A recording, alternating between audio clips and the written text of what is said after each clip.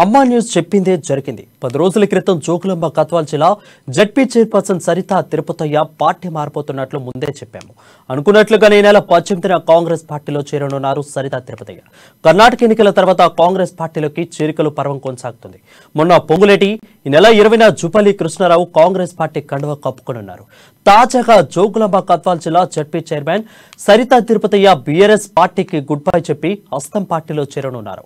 ఈ నెల 18న బీఆర్ఎస్ పార్టీకి రాజీనామా చేసి అదే రోజు పీసీసీ అధ్యక్షులు రేవంత్ రెడ్డి సమక్షంలో కాంగ్రెస్ పార్టీలో చేరనున్నారు. ఎమ్మెల్యేతో విభేదాల నేపథ్యంలోనే ఈ నిర్ణయం తీసుకున్నట్లు తెలిపారు సరిత తిరుపతయ్య. ఈ నెల 18లోపే బీఆర్ఎస్ పార్టీకి రాజీనామా చేయనున్నట్లు తెలిపారు.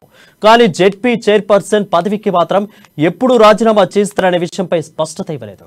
వీరితో పాటు గద్వాల్ మార్కెట్ యార్డ్ కమిటీ మాజీ చైర్పర్సన్ బండ్ల లక్ష్మీదేవి, బండ్ల చంద్రశేఖర్ రెడ్డి దంపతులు కూడా కాంగ్రెస్ పార్టీలో చేరనున్నట్లు తెలిసింది. పలువురు ముఖ్య నాయకులు కూడా కాంగ్రెస్ కండువాలు కప్పుకోనున్నట్లు పార్టీ శ్రేణులు చెబుతున్నారు.